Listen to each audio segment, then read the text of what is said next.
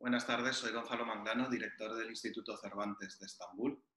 Bienvenidos a la programación en español de la Embajada de España en Turquía y el Instituto Cervantes de Estambul.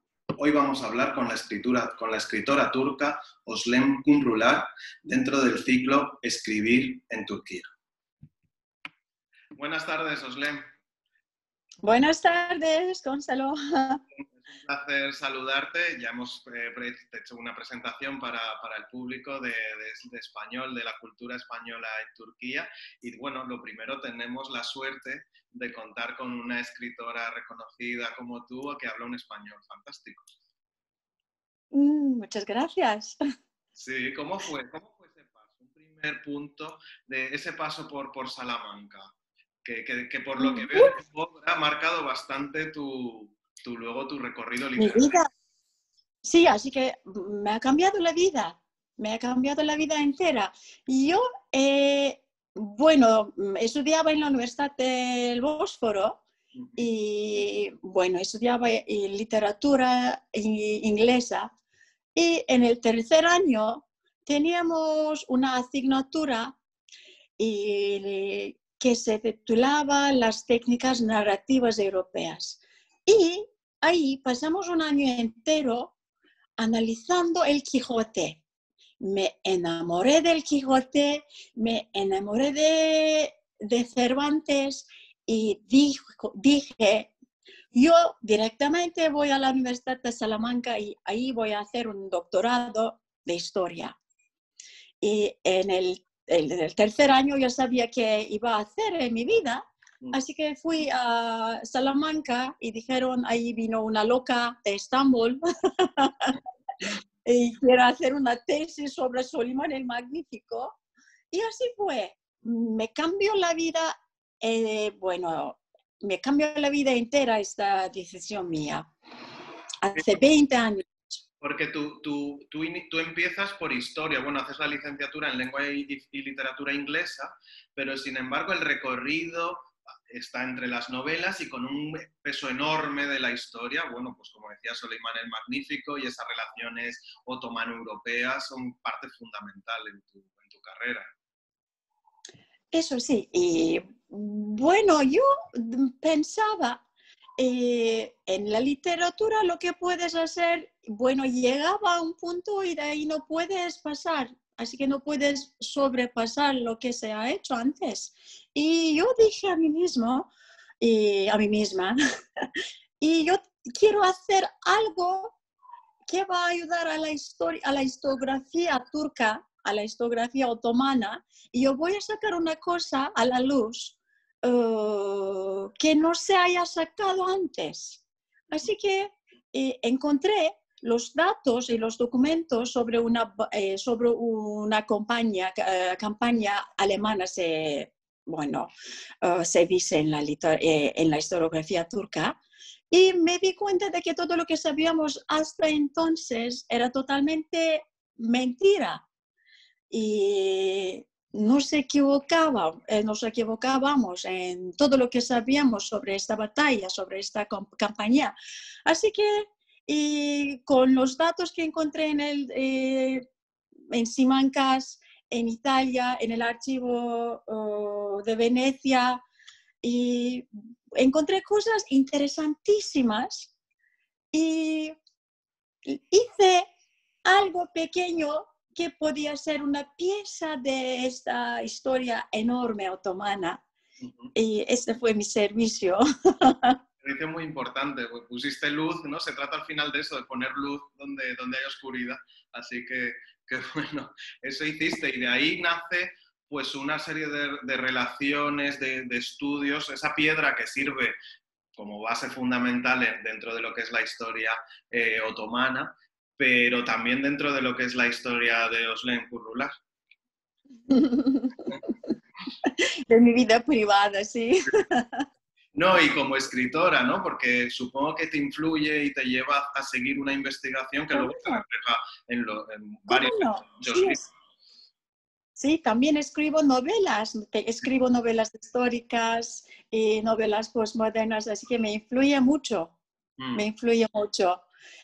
También encontré un documento en el archivo de Simancas, también me cambió la visión en la literatura, en la historia otomana. Y en el año 1574 hubo un incendio en el palacio de Topkapı y toda la historiografía otomana dice que es un incendio debido a una sartén de la cocina, digamos, imperial.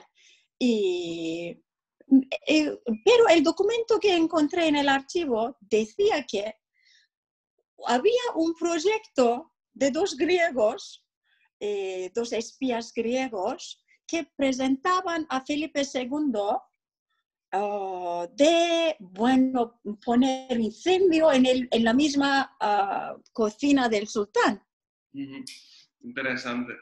No podía ser una coincidencia, así que me di cuenta de que la historia siempre nos lleva a otro camino.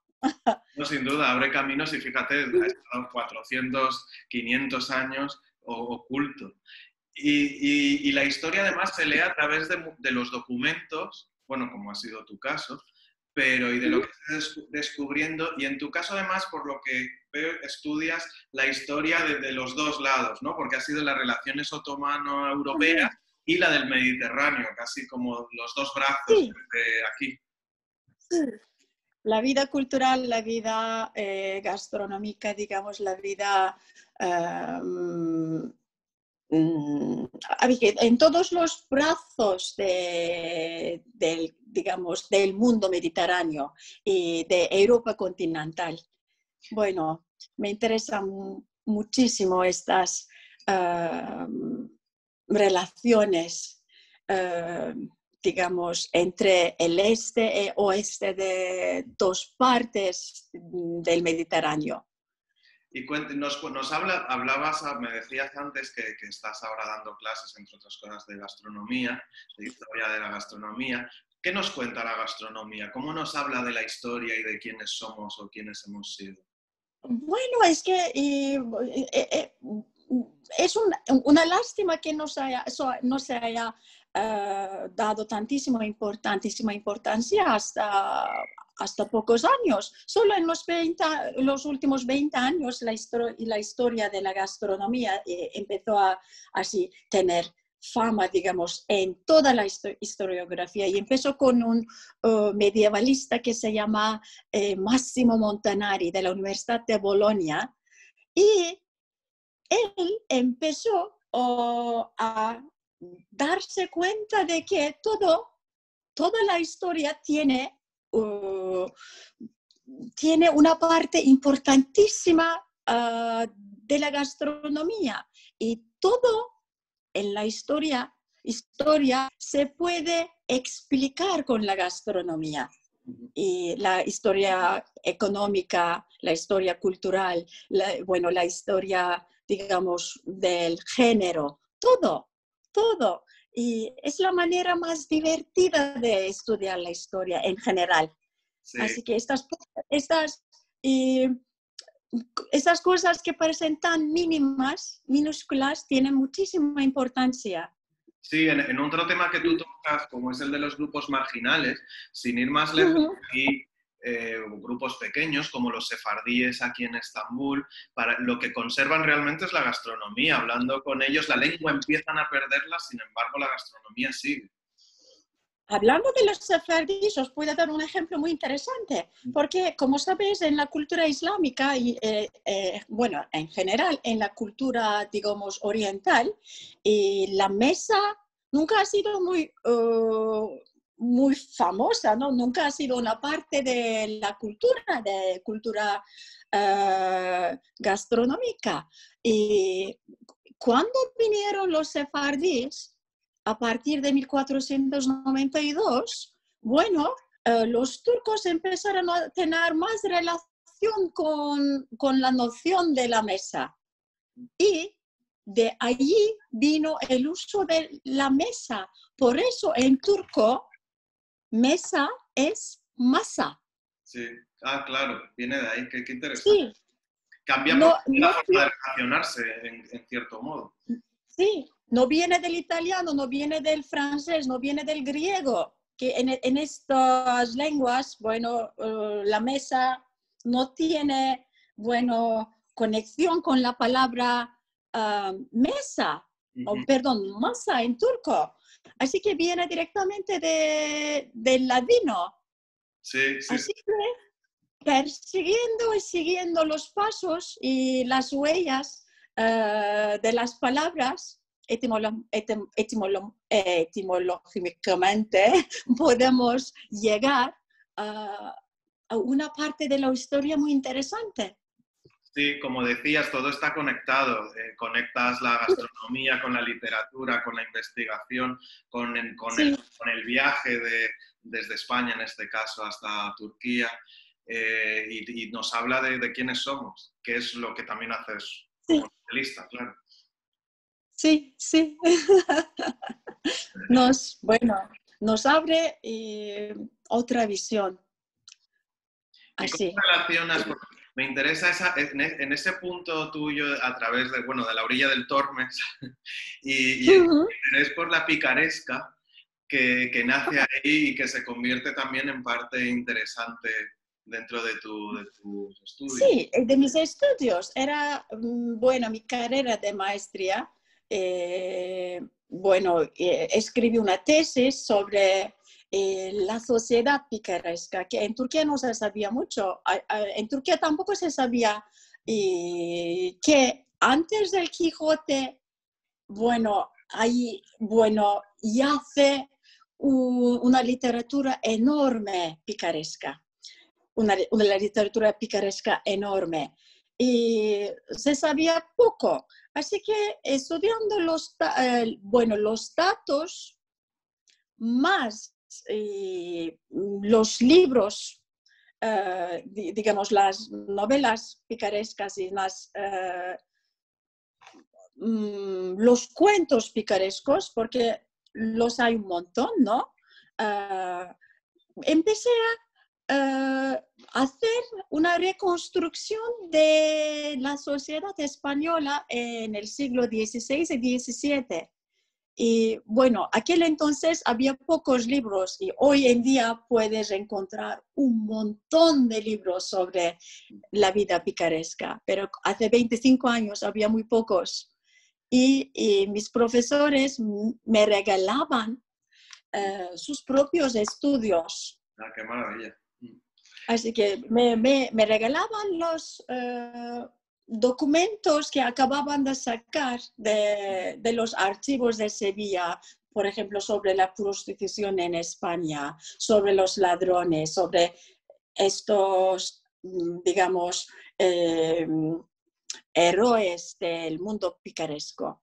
Así que yo tenía mucha suerte de elegir España en mi vida, porque de verdad sois un pueblo que tiene un corazón interminable, enorme. Bueno, gracias. Yo Podemos decir lo tenía... mismo de Turquía, nosotros que estamos aquí acogidos, podemos decir lo mismo de nosotros. Bueno, de verdad sois otro pueblo y sois único. De verdad, no tenéis otro ejemplo en este Tú mundo. que estás haciendo de puente entre los dos países y en este tipo de relación histórica, cultural, novelesca, ¿qué relación encuentras entre los dos países? ¿Qué relación? Parecidos. Y bueno, tenemos muchas cosas en común. Pero sobre todo, por ejemplo, ¿tú crees que esta novela, esta idea de la picaresca de la que hablábamos, que bueno, está en todos los pueblos, desde luego, ¿qué refleja? ¿Hay algo así parecido en la cultura tradicional turca? Bueno, también, pero tenemos una grandísima culpa en la, digamos, cultura otomana. Nos falta y nos faltaba la novela como un género hasta el siglo XIX. Y bueno, las novelas en general reflejan las realidades de las sociedades. Así que en el mundo otomano no había un género que nos podía ayudar para construir y reconstruir. Y bueno, la sociedad otomana, a través del punto de vista de los escritores, sí, tenemos muchísimos documentos de todos los tipos, pero todos son formales, todos son del Estado. No son, también hay muchísimos otros géneros, claro. Y bueno, tenemos un montón de géneros relacionados bueno, con el mundo oriental, ¿no? Sí. Y nos falta la noción de novela. Por Sí. eso Así tenemos, moderno, claro. sí, tenemos este hueco muy grande en nuestra historia. Si hubiera un género como la novela picaresca en el mundo otomano, ahora tendríamos un montón de datos Claro. para volver a construir aquella época a través de las novelas. Y sería muy divertido y Sí. sería mucho más fiable de los datos ahora se acumulan en los archivos estatales, ¿no?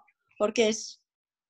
Eso es muy interesante lo que dices. Lo que dices me parece un punto clave en cuanto se suele considerar que los datos objetivos son los que construyen la historia y los que nos cuentan la realidad, y sin embargo, como bien dices, es algo oficial y mucho más manipulable que un escritor contando lo que ve. Y también me preguntabas por la diferencia entre las dos orillas del Mediterráneo, en España, digamos, en aquella época, Imperio Otomano. Y también, ¿qué significa la novela? La novela significa ser un individuo, ¿no? Sí, no eres un met, digamos, un grupo religioso, una comunidad, pero eres un individuo. Y la novela es la historia de solo una persona, una persona independiente, ¿no? Pero cuando vemos el Imperio Otomano en aquella época, en el siglo XVI y XVII, no tenemos nada igual, porque no se podía tratar de ser independiente, ¿no? Ser individuo. Así que eres una parte del imperio, del Estado. Eres un súbdito. Claro, eso cambia por completo la visión en cada una de las orillas respecto a lo que es el individuo con el Estado. No puedes salir a la calle y decir, voy a escribir la historia de mí misma. Nadie se lo cree. Claro, puedes... llega unos siglos después, entonces. Aquí eso llega con el siglo XIX, con la gran novela, Sí. la influencia de la gran novela, me imagino que por cercanía rusa. Sí, y bueno, hacia los finales del XIX ya tenemos la novela como un género muy popular, muy popular. Sí, claro, es el gran momento de la novela donde irrumpe ya en todos lados y curiosamente coincide además ese momento en el que están todavía los tres grandes imperios que pisan Europa, cada uno por una orilla. Hay una anécdota, me parece que cuenta Stefan Zweig, en la que está el zar, el sultán y el emperador austrohúngaro en Chequia, en uno de los balnearios donde pasaban de vez en cuando algún tiempo. Y claro, poco después no queda nada de ese mundo que nos contaba esa gran novela, y también luego cambia, claro, la cultura y la forma de expresión tras esa desaparición. Eso sí, los imperios. Todos se mueren en la misma época, casi en la misma década. Sí, es muy interesante. Además, para un imperio, por lo que contabas, como el otomano, que recibe la novela tan tarde respecto a otros, bueno, en el sentido álgido de la novela, y luego al desintegrarse se crea una nueva lengua, una cultura nueva con con la República. ¿Cómo es ese momento en el que cambia también la cultura de una forma tan radical? ¿Cómo influye? Bueno, no es tal como se cuenta hoy. Bueno, algunas cosas se cambian drásticamente. Sí, hay un abismo, bueno, hay digamos, una diferencia abismal entre las dos culturas, de la cultura republicana y otomana tardía.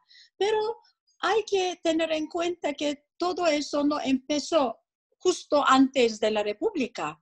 Ujú. Todo este cambio empezó a partir de la última época de 1700, siglo XIX, ya empiezan a venir los sultanes como Selim III, después Mahmud II, así que la segunda mitad del siglo XIX es una parte muy importante de la historia de la República en Turquía. Ujú. No todo bueno sucedió en un abrir y cerrar, No, claro, en un abrir pero en un periodo relativamente corto cerrar de del la ojo. historia, que al final es Sí, medio poco siglo, a poco. mucho más. Sí. Ujú. Y ya a principios del siglo XX, bueno, los últimos años de la República, ya había muchísimos intelectuales que, bueno, fueron los mismos héroes que fundaron la República. Así que fue, no fue un paso, digamos, drástico. Así que, bueno, tardamos por lo menos un siglo entero para llegar a aquella mentalidad.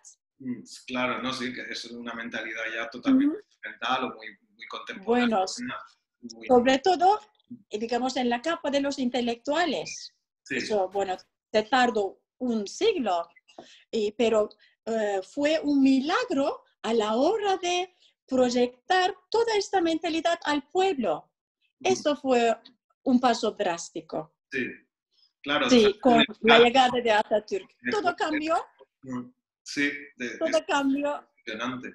Y cómo, de mira, la noche a la mañana. esto me lleva a cómo se lo tomó también el pueblo, porque una de las cosas, otro de los temas, un tema fundamental sin duda en general en el arte y la literatura que tratas es el del miedo desde las distintas perspectivas, ¿no? Desde Europa al Islam, al lado a Turquía, supongo que al revés.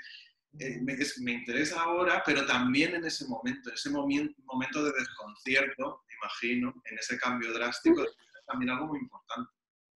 Sí, porque siempre había, digamos, siempre el pueblo estaba dividido por la mitad. Uh-huh.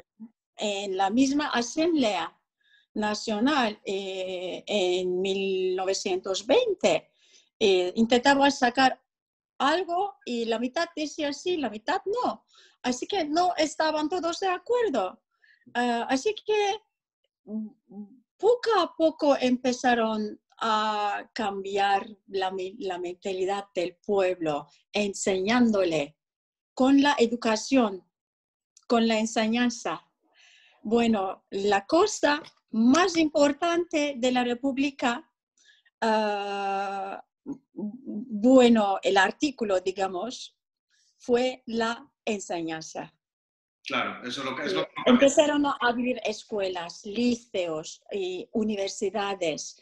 Así que hicieron muchísima subversión en la enseñanza en general.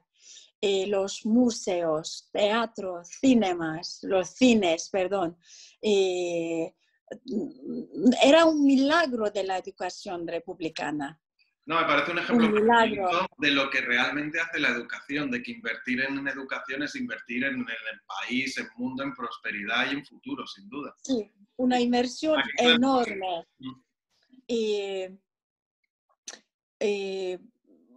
Bueno, Atatürk no pudo verlo, pero en los años 40 también empezaron a fundar institutos rurales, köy enstitüleri, que fue un ejemplo magnífico para, bueno, llevar la enseñanza al último punto del pueblo, a los rincones inolvidados de Anatolia. Eso fue un proyecto enorme, pero siempre hay gente que no quiere. Claro. Hay una parte, digamos, de la asamblea que eran los descendientes de los señores feudales del siglo XIX, así que intentaron, digamos, tirar todos estos proyectos en el olvido. Pero bueno, aquí estamos. Sí, esto fue un proyecto muy importante para Turquía. Si se podía continuar más de 3 años, si no me equivoco, duró solo 3 años, ahora estaríamos una parte de Europa Sí, con una mentalidad mucho más diferente a la que tenemos ahora, desgraciadamente. y yendo recibiste en esa ocuparte también por las minorías y la diversidad, el premio Diversidad Gitana en España, ¿no? Tengo entendido. Ah, sí, sí, sí, sí. Es Esto fue el año... lo que nos une. Los gitanos también vertebran casi Europa y sin duda en España es muy importante, pero aquí también lo es. Sí, los gitanos, sí, sí, sí, cómo no. Son una parte de nuestra cultura viva. Sí, sí, sí. Y también son una cultura de nuestra parte, vida laica y republicana y digamos abierta. Sí, y bueno, los necesitamos. Fíjate que en España decía Ortega y Gasset que el pueblo gitano era la última España vertebrada. Era la última verdadera nación unida y que podías entender desde arriba a abajo. Sí, así que casi en todos los países sí, hay una población, ¿no? De los gitanos, sobre todo en Europa oriental. Y bueno, la población es mucho más alta. Bueno, en Turquía también, sobre todo en Tracia, en Kırklareli, en Tekirdağ, tienen otra literatura, tienen otros cuentos, tienen otro mundo, tienen otra riqueza. Sí, no, Sí. es muy interesante porque esas dos minorías que nos unen en concreto a España con Turquía, como son los judíos, los sefardíes y como son los gitanos que han atravesado Europa hasta aquí. Bueno, venido más bien desde aquí hacia allá, pero bueno, que se han recorrido y que tienen esa misma tradición, sea donde sea. Para los turcos siempre esta minoría ha sido una parte muy simpática del pueblo, digamos, de nuestra demografía, ¿no? Siempre hubo unas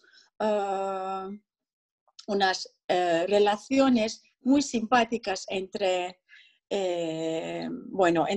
todos los pueblos de Turquía, digamos, y de la población de los gitanos. Están muy bien integrados en la vida social. Por lo que veo, porque ahora estoy en ello y bueno, quiero escribir un policíaco sobre los gitanos. Estoy trabajando.